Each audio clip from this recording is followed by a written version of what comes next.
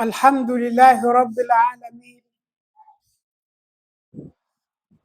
والصلاة والسلام على أشرف الأنبياء والمرسلين،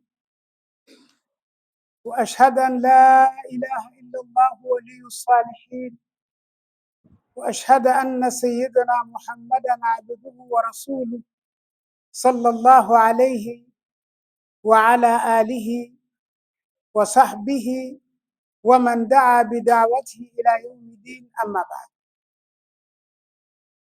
فيا أيها المسلمون، أوصيكم وإياي بتقوى الله، فإن أحسن الحديث كتاب الله، وخير الهدي هدي محمد صلى الله عليه وسلم، وشر الأمور محدثاتها، وكل محدثة بدعة، وكل بدعة ضلالة، وكل الضلالة في النار، أعاذنا الله من النار. Utukufu wa Islam, baada ya kumshukuru Mwenyezi Mungu Subhanahu wa Ta'ala na kumtakia rehema na amani kiongozi wetu Mtume Muhammad sallallahu alayhi wasallam, na kuhusieni ninyi na naihusia nafsi yangu juu ya swala zima la kumcha Mwenyezi Mungu. Tumche Mwenyezi Mungu kwa kupapia kutenda matendo mema, na pia kwa kukusudia kuepuka matendo maovu. Watukufu wa Islam, zimebaki siku chache. Hii Ijumaa ni Ijumaa ya mwisho katika mwezi wa Shaabani, na Ijumaa inayokuja itakuwa ndani ya mwezi wa Ramadhani. Na mwezi wa Ramadhani ni mwezi mtukufu ambao kila mwaka tunaingia kwenye semina ya kutufanya tuwe wacha Mungu. Watukufu wa Islam, Ramadhan ni mwezi wenye baraka kubwa, kwa sababu ndio mwezi ulioteremka kitabu kitukufu cha Qur'an. Na mwezi wa Ramadhani ukifika, Waislamu wote tunaamrishwa kufunga mwezi wa Ramadhani. Wanaoamrishwa kufunga mwezi wa Ramadhani lazima watimize masharti kama 6 hivi au 5. Ili afunge mwezi wa Ramadhani lazima kwanza awe Muislamu. Asiyekuwa Muislamu hajaamrishwa kufunga. Ili afunge mwezi wa Ramadhani lazima awe amebaleghe. Watoto wadogo mwezi wa Ramadhani wakifunga thawabu wanapata wazazi wao, lakini wao hawajaamrishwa kufunga. Kwa hiyo lazima awe amebaleghe, sharti ya pili. Sharti ya tatu, lazima awe na akili timamu ili afunge. Mwenda wazimu hajaamrishwa kufunga kwa sababu ana ugonjwa wa akili. Lazima uwe na akili timamu zilizotimia na ambazo hazina ugonjwa. Ili afunge mwezi wa Ramadhani lazima awe mzima, sio mgonjwa, kwa sababu mgonjwa anaweza kusamehewa wakati anaumwa halafu akalipa katika masiku mengine. Ili afunge mwezi wa Ramadhani lazima awe mkazi. Yaani mkazi ni kinyume cha usafiri, cha msafiri. Sasa ukiwa mkazi ndio unaamrishwa kuswali, lakini ukiwa msafiri, ukichelea kwamba safari yako ina mashaka, Mwenyezi Mungu ametoa ruksa kwamba unaweza kufungua kwa sababu uko safarini, halafu ukalipa katika masiku mengine. Masharti 5. Sharti la 6 inawahusu sana wanawake. Ili afunge mwezi wa Ramadhani anatakiwa asiwe katika damu ya hedhi wala nifasi, sio damu ya uzazi wala ile ada ya kawaida.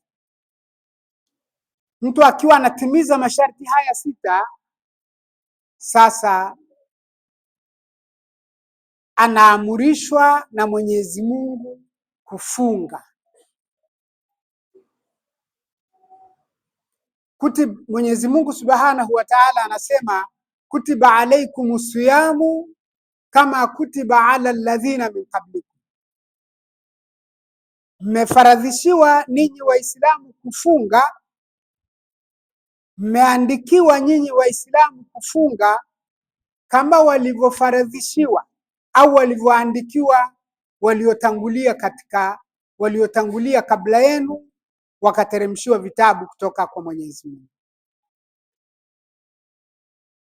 Lakini hapa kinachofananishwa kwamba tumefaradhishiwa kama walivyofaradhishiwa wale, ni ule ufaradhi wa kufunga, ule ulazima wa kufunga, sio namna ya kufunga wala sio masiku ya kufunga. Sisi tuna masiku yetu ya mwezi wa Ramadhani, ayyama maadudat, ni masiku yanayohesabika. Lakini ili ufunge lazima, Mwenyezi Mungu Subhanahu wa Ta'ala anasema faman shahida minkum shahra falyasumhu, sio atakayeshuhudia, mtu atakayehudhuria masiku ya mwezi wa Ramadhani na afunge. Na Mtume sallallahu alaihi wasallam anasema wa idha raaitumuhu fasumu, mkiuona ule mwezi mwandamo basi fungeni. Sasa tumeamrishwa sisi kufunga mwezi ukionekana, mwezi wa Ramadhani. Mtume sallallahu alaihi wasallam anasema sumu liruyatihi waftiru liruyatihi, fungeni kwa kuonekanwa mwezi na mfungue kwa kuonekanwa mwezi. Hajasema mfunge kwa kuona, kwa sababu wale wasioona hawawezi kuona. Ukiwa na matatizo ya macho yao hayaoni, hawawezi kuona. Kwa hiyo tumeamrishwa kufunga mwezi ukionekana. Kwa hiyo watu wengine wakiuona wakakupa taarifa, unatakiwa kufunga. Sasa hapa ndiko ambako maimamu wametofautiana kwa maandiko haya yaliyo dhahiri kabisa, kwamba Mtume anasema fungeni kwa kuonekanwa mwezi na mfungue kwa kuonekanwa mwezi, na Muislamu mmoja mwadilifu, kwa sharti mwadilifu, akiuona mwezi akatoa taarifa, watu wengine wote wanatakiwa watangaziwe wafunge mwezi wa kufunga. Lakini mwezi wa kufungua, Mtume anasema mtu mmoja hapana, watu wawili au zaidi wakiuona mwezi umeandama wa Shawali, basi watu watangaziwe na siku inayofuata iwe Eid al-Fitr. Sasa utaona hapa kwamba katika maneno ya Mtume sallallahu alaihi wasallama aliposema tufunge kwa kuonekana mwezi, hakuna mahala ameweka mipaka ya kuonekana mwezi.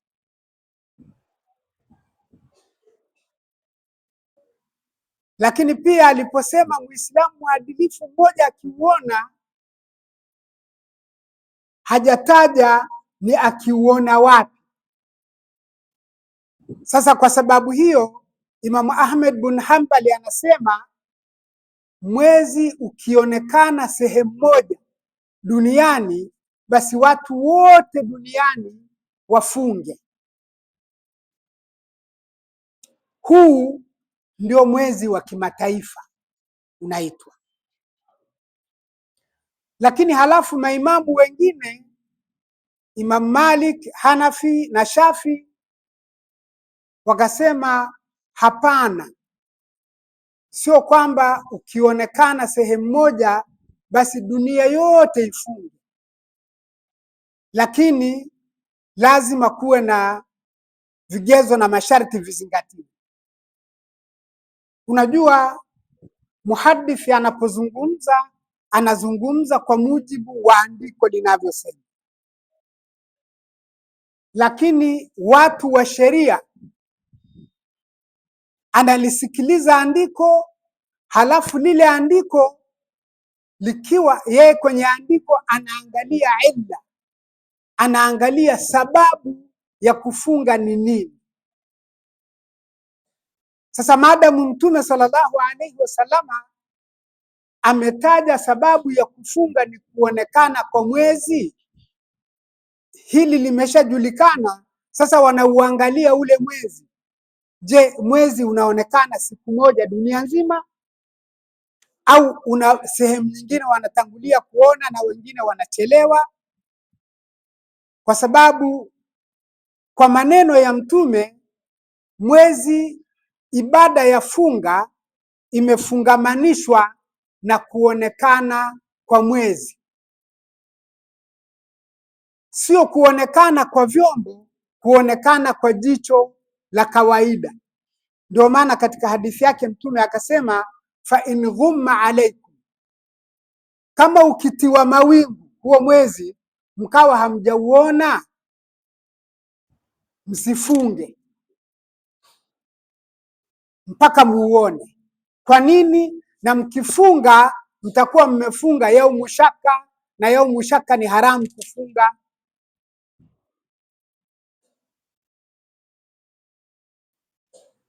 Katika riwaya nyingine, fa in ghubiya alaikum, ile ya kwanza fa in ghumma, kama kukiwa na mawingu ukafunikwa haujaonekana, lakini inawezekana kusiwe na mawingu.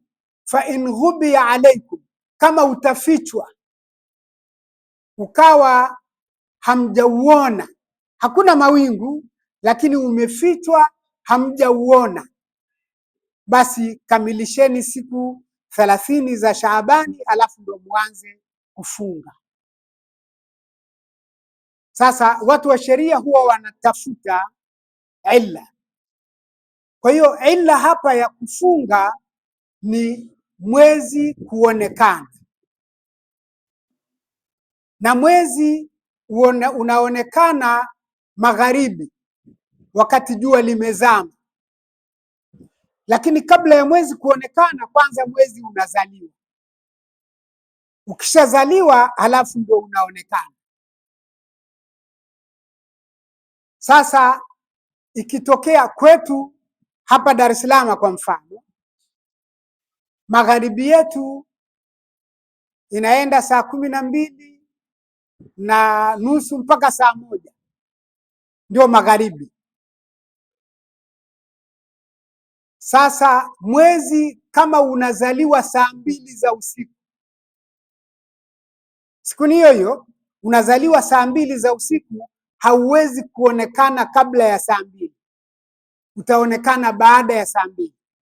Kwa hiyo wale ambao magharibi yao ni saa 1 hawawezi kuuona, lakini wale ambao magharibi yao ni saa 3 ya usiku watauona. Kwa hiyo watu wakitofautiana kuona, watatofautiana kufunga. Na pia wanaangalia kwamba ibada ya funga imefungamanishwa na kuonekana kwa mwezi, kama ambavyo ibada ya swala imefungamanishwa na kupinduka kwa jua. Jua likipinduka liko la utosi, likipinduka adhuhuri inaingia. Sasa jua linapinduka Dar es Salaam saa 6:30 kwa mfano, lakini linapinduka Kigoma saa 7:30, saa zima baadaye.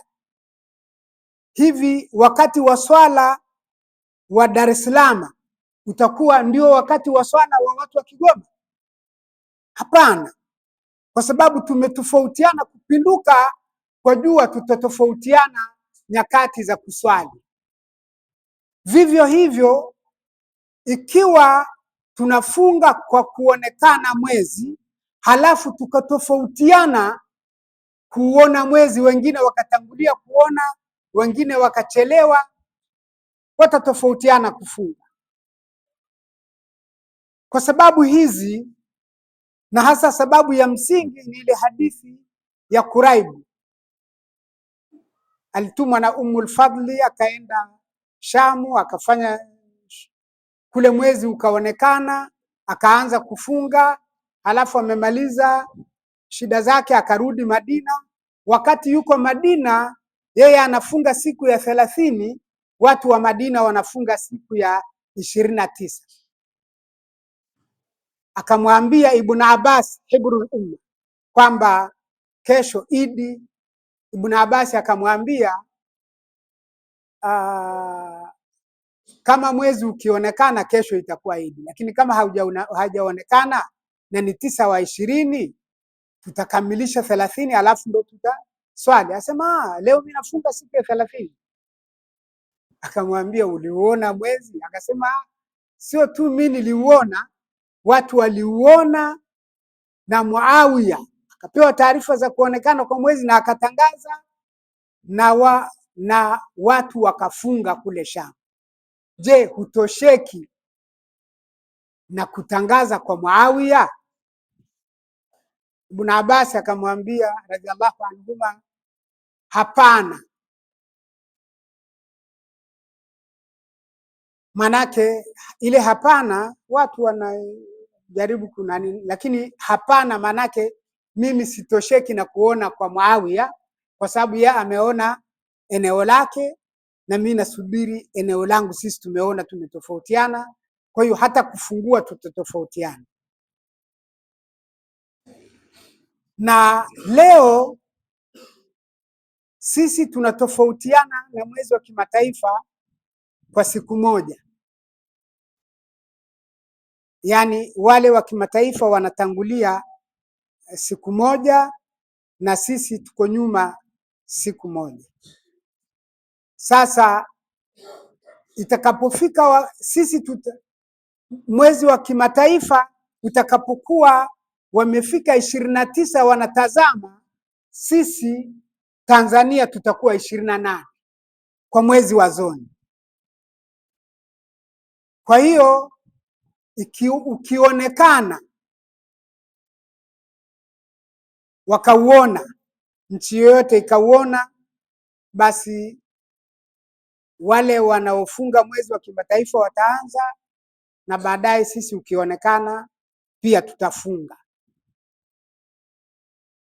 Sasa baada ya kuona hizi tofauti, maimamu watatu walikubaliana kwamba lazima kutakuwa na kutofautiana kufunga.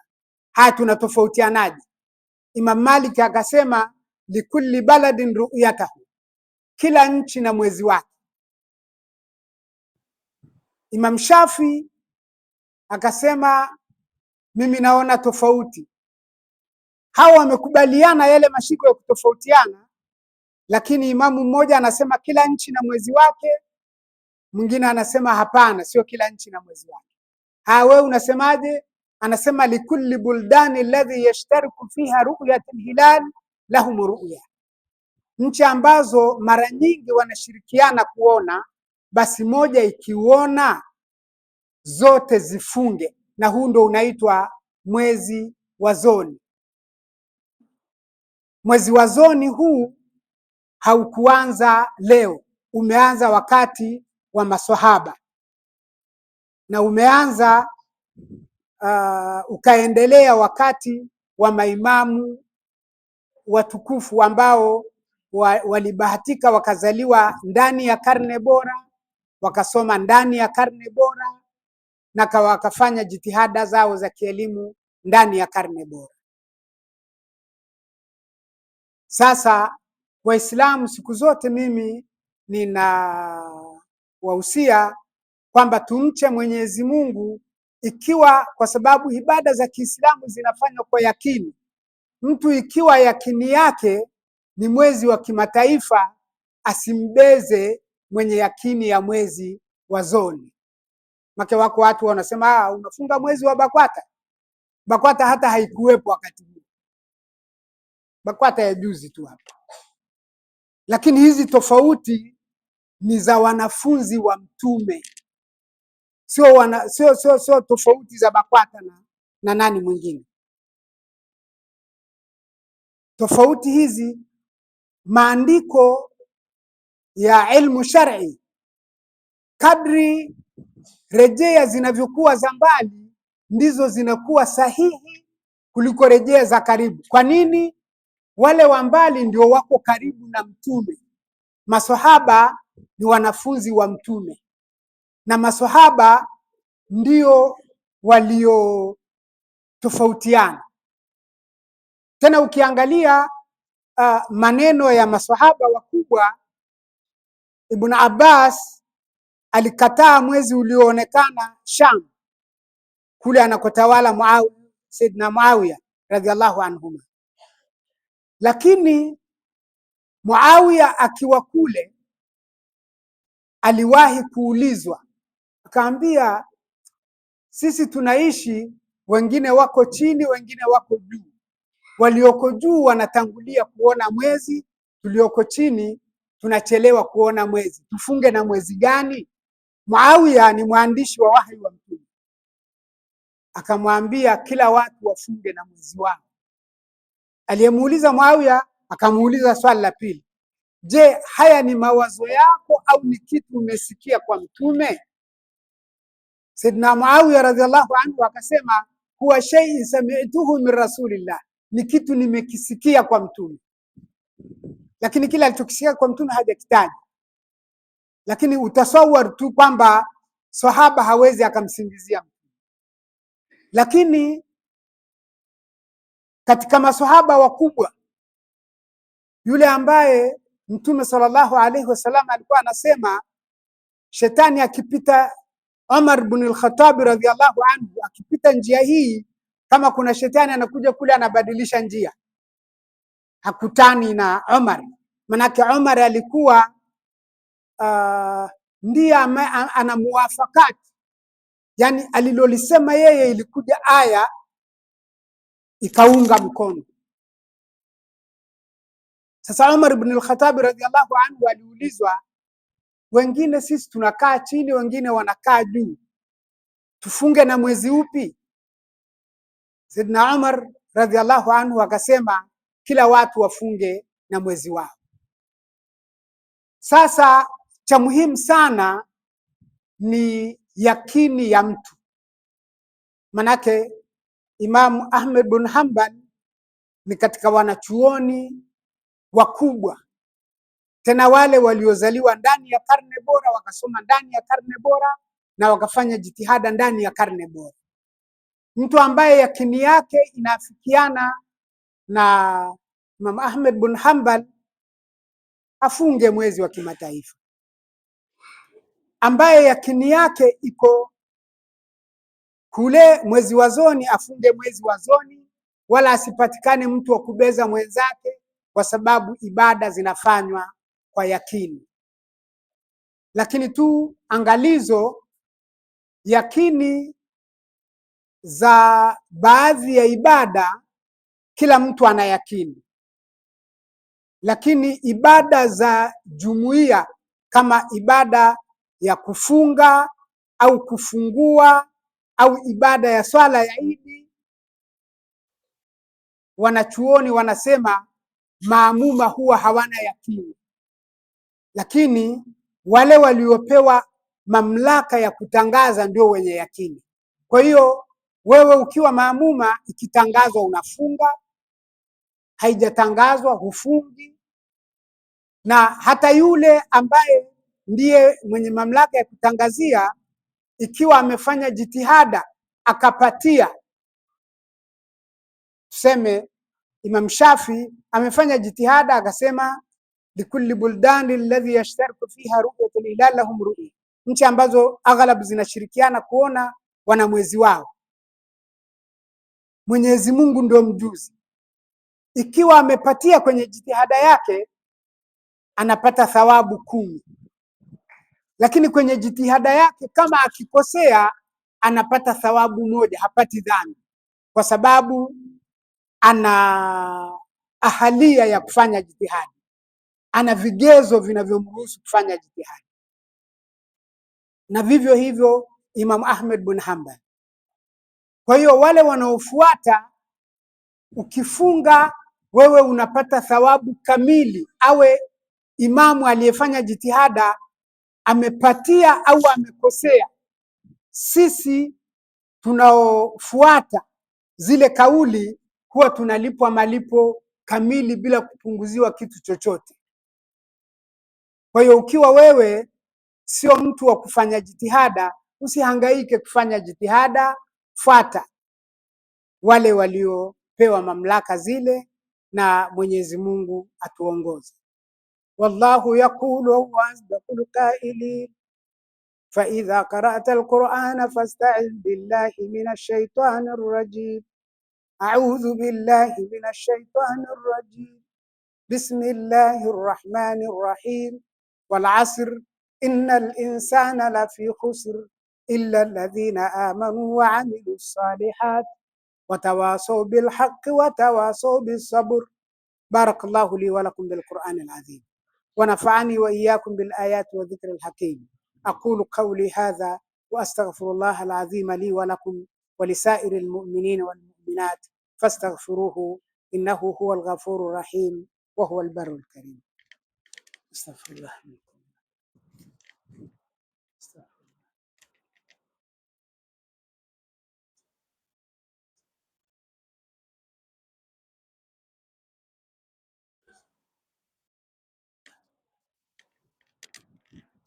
إن الحمد لله نحمده ونستعينه ونعوذ بالله من شرور أنفسنا وسيئات أعمالنا. من يهده الله فلا مضل له ومن يضلل فلا هادي.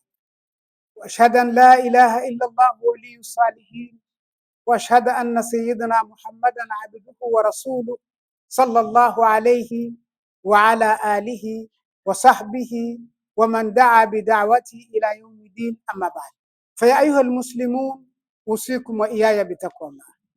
Utukufu Islam, baada ya shukurani na kuhusieni tena katika hutuba hii ya pili juu ya swala zima la kumcha Mwenyezi Mungu. Tumche Mwenyezi Mungu kwa kuacha kufanya ushabiki katika nyakati za kuanza mwezi wa Ramadhani. Tupokee mwezi wa Ramadhani na tufunge bila ushabiki wowote, na kila mtu afunge kwa yakini ya viongozi wake. Inna Allaha wa malaikatahu yusalluna ala nabi ya ayyuha alladhina amanu sallu alayhi wa sallimu taslima. Allahumma salli ala Muhammad wa ala ali Muhammad kama sallaita ala Ibrahim wa ala ali Ibrahim fil alamin innaka hamidun majid. وارض اللهم عن ساداتنا أمير المؤمنين سيدنا أبو بكر الصديق وأمير المؤمنين سيدنا عمر بن الخطاب وأمير المؤمنين سيدنا عثمان بن عفان وأمير المؤمنين سيدنا علي بن أبي طالب وجميع صحابة رسول الله أجمعين رضوان الله عليهم أجمعين. اللهم تقبل منا إنك أنت السميع العليم وتب علينا إنك أنت التواب الرحيم. اللهم اغفر لنا ذنوبنا وكفر عنا سيئاتنا وتوفنا مع الأبرار.